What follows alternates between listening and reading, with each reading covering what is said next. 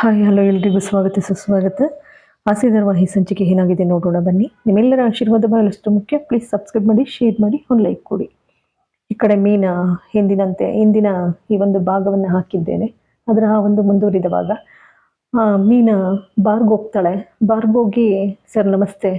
ನಮಸ್ತೆ ನಮ್ಮ ನೀನೇ ಅಕ್ಕಮ್ಮ ಇಲ್ಲಿಗೆ ಬಂದಿರೋದು? ಏನಿಲ್ಲ ಸರ್, ಮೊನ್ನೆ ಇಲ್ಲಿಗೆ ಬಾರಿಗೆ ಬಂದಿದ್ರಲ್ಲ ಒಬ್ಬರು ಕಾರಲ್ಲಿ, ಸೂರ್ಯ ಅಂತ ಹೇಳಿ, ಅವ್ರ ಬಗ್ಗೆ ನನಗೆ ಮಾಹಿತಿ ಬೇಕಿತ್ತು ಸ್ವಲ್ಪ. ಮೊನ್ನೆ ವಿಡಿಯೋ ಎಲ್ಲ ಬಂತಲ್ಲ ಅದೇನಮ್ಮ?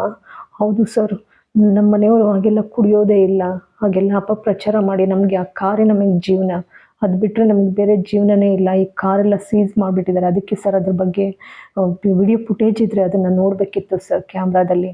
ಆಯಿತು ಬಾಮ್ಮ ಅಂತೇಳಿ ಎಲ್ಲ ತೋರಿಸ್ಬಿಟ್ಟು, ಅವರು ಕುಡ್ದೇ ಇಲ್ಲಮ್ಮ, ಸುಮ್ಮನೆ ಕೂತಿದ್ರು ಅಷ್ಟೇ ಹಾಗಂತ ಹೇಳಿದಾಗ ಅದನ್ನೆಲ್ಲ ಫುಟೇಜ್ ಎಲ್ಲ ತಗೊಂಡು ಇಮ್ಮಿಡಿಯೇಟಾಗಿ ಬರ್ತಾಳೆ. ತಕ್ಷಣ ಬಂದಾಗ ಫೋನ್ ಮಾಡ್ತಾಳೆ, ರೀ ಎಲ್ಲಿದ್ದೀರಾ ಅಂತ ಹೇಳಿ.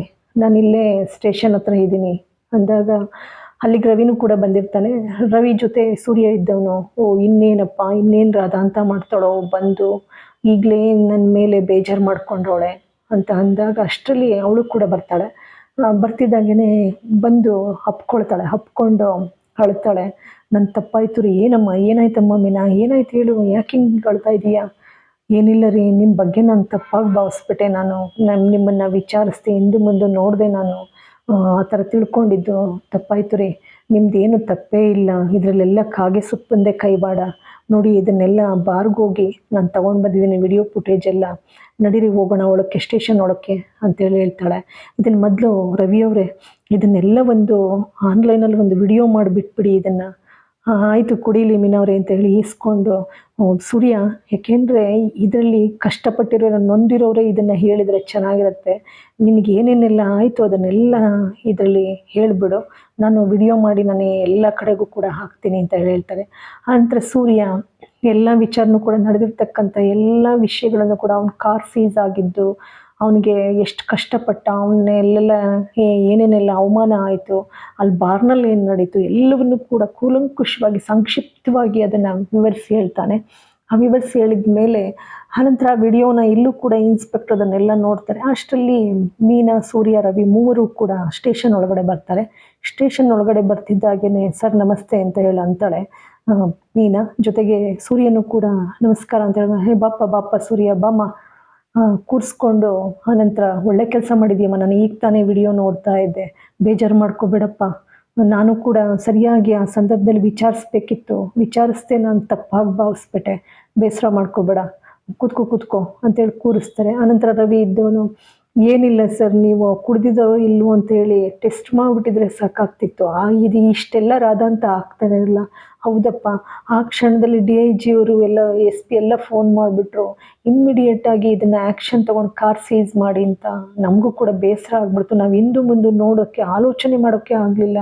ಗೊತ್ತೇ ಇದೆಯಲ್ಲಪ್ಪ, ಸ್ಟೇಷನ್ನು 76 ಕೇಸ್ಗಳು, ಆ ಟೆನ್ಷನ್ನಲ್ಲೇ ಇರ್ತೀವಿ ನಾವು, ಹಾಗಾಗಿ ಇದ್ರ ಬಗ್ಗೆ ನಾವು ಗಮನ ಹರಿಸೋಕ್ಕಾಗಲಿಲ್ಲ, ಬೇಜಾರು ಮಾಡ್ಕೋಬೇಡಿ, ಏನೋ ತಪ್ಪಾಗೋಯ್ತು ಅಂತೇಳಿ ಇನ್ಸ್ಪೆಕ್ಟ್ರು ಬೇಸರ ವ್ಯಕ್ತಪಡಿಸ್ತಾರೆ. ಇರಲಿ ಅಮ್ಮ, ಭಾಳ ಒಳ್ಳೇದಾಯ್ತಮ್ಮ, ನೀನು ಈ ಥರ ಎಲ್ಲ ವಿಡಿಯೋ ಮಾಡ್ಕೊಂಡು ಧೈರ್ಯ ಮಾಡಿ ಬಾರ್ಗೆ ಹೋಗಿದೀಯಾ, ಮೆಚ್ಚಬೇಕಮ್ಮ. ಸೂರ್ಯ ಏನಾದರೂ ಆಗಲಿ, ಇಂಥ ಹೆಂಡತಿ ಪಡೆದಿರೋ ಪುಣ್ಯವಂತನಯ್ಯ ನೀನು, ಎಷ್ಟು ಧೈರ್ಯ ಮಾಡೋದನ್ನೆಲ್ಲ ಮಾಹಿತಿ ತಂದಿದ್ದಾಳಲ್ಲ. ಹೌದು ಸರ್, ನನಗಿವತ್ತು ಈ ಮಾಹಿತಿ ತರಲಿಲ್ಲ ಅಂದಿದ್ರೆ ನನ್ನ ಗಾಡಿನೂ ನೀವು ಸೀಸ್ ಮಾಡಿಬಿಡ್ತಿದ್ರಿ, ನನ್ನ ಜೀವನ ಮುಗ್ದೇ ಹೋಗ್ತಿತ್ತು ಸರ್. ಎಲ್ಲರೂ ನನ್ನನ್ನು ಕುಡ್ಕ ಅಂತಲೇ ಭಾವಿಸ್ತಾ ಇದ್ರು, ಕತ್ಲಾಗ್ತಿತ್ತು ನನ್ನ ಜೀವನ ಅಂತ ಹೇಳಿ ನೊಂದ್ಕೊಂಡು ಹೇಳ್ತಾನೆ. ಇರ್ಲಪ್ಪ, ಆಗಿದ್ದೆಲ್ಲ ಒಳ್ಳೇದಕ್ಕೆ ಅಂತ ಅನ್ಕೊಬಿಡು, ಅದೊಂದು ಕೆಟ್ಟಗಳಿಗೆ. ಅಷ್ಟರಲ್ಲಿ ಸುಬ್ಬನ್ನ ಹೇಳ್ಕೊಂಡು ಬರ್ತಾರೆ. ಸುಬ್ಬನ್ನ ಹೇಳ್ಕೊಂಡು ಬಂದು, ನನ್ನ ಯಾಕೆ ಸರ್ ಕರ್ತಂದಿದ್ದೀರಾ ಇಲ್ಲಿಗೆ, ನಾನೇನು ಸರ್ ಮಾಡಿದ್ದೀನಿ? ಇವನು ಅಲ್ಲ ಸರ್, ಅವತ್ತು ವಿಡಿಯೋ ಎಲ್ಲ ನೋಡಿದ್ರಲ್ಲ, ಇವ್ಳಿಗೆ ಈಗ ಶಿಕ್ಷೆ ಕೊಡ್ಸೋಕೆ ಕರ್ಕೊಂಡು ಬಂದಿದ್ದೀರಾ ಅಂತ ಹೇಳಿ ಹೇಳ್ತಾನೆ. ಹೇಳಿದಾಗ, ಹೌದಪ್ಪ, ನೀನು ಭಾಳ ಗನಂದಾರಿ ಕೆಲಸ ಮಾಡಿದೀಯಲ್ಲ, ನೀನು ಮೀಟ್ರ್ ಬಡ್ಡಿ ತಗತೀಯಲ್ಲ, ಅದಕ್ಕೆ ಇಲ್ಲಿ ನಿನಗೆ ಶಿಕ್ಷೆ ಕೊಡ್ಸೋಕೆ ನಿನ್ನನ್ನು ಬಂದಿರೋದು, ಅವ್ರಿಗಲ್ಲ ಅಂತ ಹೇಳಿ ಹೇಳ್ತಾರೆ ಇನ್ಸ್ಪೆಕ್ಟ್ರು. ನಂತರ ನಾನೇನು ತಪ್ಪು ಮಾಡಿದ್ದೀನಿ ಸರ್ ಅಂಥದ್ದು? ಹೌದಯ್ಯ, ವಿಡಿಯೋ ಮಾಡಿ ಹಂಚಿದೆಯಲ್ಲ ಎಲ್ಲ ಕಡೆ, ಯಾಕೆ ಸರ್, ಒಳ್ಳೆ ಕೆಲಸ ಅಲ್ವಾ ಸರ್ ನಾನು ಮಾಡೋದು? ಹೌದಪ್ಪ, ಗನಂದಾರಿ ಕೆಲಸ, ಒಬ್ರು ಜೀವನ ಹಾಳು ಮಾಡೋ ಅಂಥದ್ದು ಮಾಡಿದ್ದೀಯ ಅಷ್ಟೇ, ಹೌದಲ್ವಾ? ಈಗ ಹಾಕ್ಬೇಕಾ ನಿನ್ನ ಮೇಲೆ ಕೇಸ್ನ? ಆನಂತರ ಮೀನಾ ಸೂರ್ಯ ಇಬ್ಬರು ಕೂಡ ಕಂಪ್ಲೇಂಟ್ ಕೊಟ್ಬಿಟ್ಟಿರ್ತಾರೆ. ಕಂಪ್ಲೇಂಟ್ ಕೊಟ್ಟಿರೋದ್ರಿಂದನೇ ಅವನನ್ನು ಎಳ್ಕೊಂಡು ಬಂದು ಇಲ್ಲಿ ನಿಲ್ಲಿಸ್ಕೊಂಡಾಗ ಇನ್ಸ್ಪೆಕ್ಟರ್ ಎಲ್ಲರೂ ಹಾಳು ಬಿದ್ದೋಗ್ಲಿ 1,00,000 ಪರಿಹಾರ ಅಂತ ಈಸ್ಕೊಡಪ್ಪ ಅಂತ ಹೇಳಿದಾಗ ಸೂರ್ಯ ಬೇಡ ಸರ್, ಇವನು ಕೆಟ್ಟ ಹಣ, ನನಗೆ ಕೆಟ್ಟ ರೀತಿಯಲ್ಲಿ ಸಂಪಾದನೆ ಮಾಡಿರ್ತಕ್ಕಂಥ ಹಣ ನನಗೆ ಬೇಡ ಸರ್, ಖಂಡಿತ ಬೇಡ. ಶಿಕ್ಷೆ ಆದರೆ ಇವತ್ತು ಈ ತಪ್ಪಾಗಿ ಮಾಹಿತಿ ಕೊಡೋರಿಗೆಲ್ಲ ಈ ಥರ ಶಿಕ್ಷೆ ಆಗುತ್ತೆ ಅನ್ನೋದು ಒಂದು ಪಾಠ ಆಗುತ್ತೆ ಸರ್, ಹಾಗಾಗಿ ಇವನಿಗೆ ಶಿಕ್ಷೆ ಆಗಲಿ ಅಂತ ಹೇಳಿದಾಗ ಆಯ್ತಪ್ಪ ಹಾಗೆ ಆಗಲಿ ಸರ್. ನನ್ನ ಕಾರು ಆಯಿತು, ಅಲ್ಲ ಕೀ ಇದೆ, ಹೀಗೆ ಕೊಡಪ್ಪ ಕಾರು, ಕೀ ಕೊಡಪ್ಪ, ಕಾರಿನ ಕೀನ ಅಂತೇಳಿ ಹೇಳ್ತಾರೆ. ಪೊಲೀಸ್ ಕೇಳಿದ ಮೇಲೆ ಅಂತ ಅವರು ಕೀ ಕೊಡ್ತಾರೆ. ಕೀ ತಗೊಂಡು ಹೊರ್ಗೋಗೋಣ ಅನ್ನೋಷ್ಟರಲ್ಲಿ ಮೀನಾ ಇದ್ದಳು, ರೀ ಅವನಲ್ಲ ಇವನು ಪಟಾಲ, ಈ ಪಟಾಲಂ ನನ್ನ ಮಗ ಇವನು ನಿಮ್ಮ ಬಗ್ಗೆ ಇಲ್ಲೂ ಸಲ್ಲದು ಹೇಳಿ ನನ್ನ ಮನಸ್ಸು ಕೂಡ ಕೆಡಿಸಿದ್ದ, ಹಾಗೆ ಹೀಗೆ ಅಂತ ಹೇಳಿ ನಿನ್ನ ಕುಡ್ಕನ ಗಂಡ ನೀನೇ ಮಾರಿ ಸಾಕಬೇಕು ನಿನ್ನ ಗಂಡನ್ನ ಅಂತ ಎಲ್ಲ ಹೇಳಿ ನನಗೆ ಬೇಸರ ಮಾಡಿದ್ದ ಸರಿ. ನಾವು ಕಂಪ್ಲೇಂಟ್ ಕೊಟ್ಟು ತಪ್ಪು ಮಾಡಿಬಿಟ್ಟು ಇವನಿಗೆ 4 ತದಕಬೇಕಿತ್ತು ನೀವೇ, ಹೌದೇನಮ್ಮ ಅಂತ ಹೇಳಿ ಹಿಡ್ಕೊಂಡು ಚೆನ್ನಾಗಿ 4 ಬಾರಿಸ್ತಾನೆ ಹೆಗ್ಗ ಮಗ್ಗ. ಅದನ್ನು ನೋಡಿದ ತಕ್ಷಣ ಇನ್ಸ್ಪೆಕ್ಟ್ರ್, ಏನಪ್ಪ ಏನು ಮಾಡ್ತಾ ಇದೆಯಾ, ಇದು ಸ್ಟೇಷನ್, ಇದು ಕಾನೂನಿದೆ, ನಾವಿದ್ದೀವಿ, ಹೌದಲ್ವಾ, ಈಗೆಲ್ಲ ಮಾಡೋದು ತಪ್ಪಲ್ವಾ ಸರ್. ಏನೋ ನನ್ನ ಹೆಂಡತಿ ಆಸೆ ಪಟ್ಲು ಸರ್, ಅದಕ್ಕೆ ಹಂಗಂತ ಅದು ಕುಡ್ದು ಬಿಡ್ತಾರಾ, ಹೋಗಪ್ಪ ಅಂತ ಹೇಳಿ ಹೇಳ್ತಾರೆ. ಅಂತ ಕೀ ತಗೊಂಡು ಮೀನಾ ಜೊತೆ ರವಿ ಎಲ್ಲರೂ ಕೂಡ ಹೊರಗೆ ಬರ್ತಾರೆ.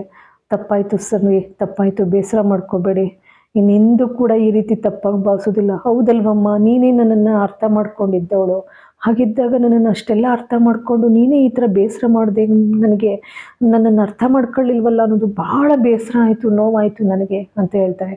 ಆ ಕಡೆ ಮನೆಯಲ್ಲಿ ರಂಗನಾಥ್ ಅವರು, ನನ್ನ ಮಗನ್ನ ನಾನು ಹಿಂದು ಮುಂದೆ ನೋಡಿದೆ, ನಾನು ಏನೂ ಕೂಡ ವಿಚಾರಿಸ್ದೆ, ನಾನು ಈ ಥರ ತಪ್ಪಾಗಿ ಭಾವಿಸ್ಬಿಟ್ನಲ್ಲ ಅಂತೇಳಿ ಭಾಳ ನೊಂದ್ಕೊಂಡು ಕಣ್ಣೀರು ಹಾಕ್ತಾರೆ ರಂಗನಾಥ್ ಅವರು. ಇಲ್ಲಿಗೆ ಈ ಒಂದು ಸಂಚಿಕೆಯ ಭಾಗ ಮುಕ್ತಾಯವಾಗ್ತದೆ. ನಿಮ್ಮೆಲ್ಲರ ಆಶೀರ್ವಾದ ಬಹಳಷ್ಟು ಮುಖ್ಯ. ಪ್ಲೀಸ್ ಸಬ್ಸ್ಕ್ರೈಬ್ ಮಾಡಿ, ಶೇರ್ ಮಾಡಿ, ಒಂದು ಲೈಕ್ ಕೊಡಿ. ಮತ್ತೊಮ್ಮೆ ಮಗದೊಮ್ಮೆ ಎಲ್ಲರಿಗೂ ಕೂಡ ಅನಂತ ಧನ್ಯವಾದಗಳು.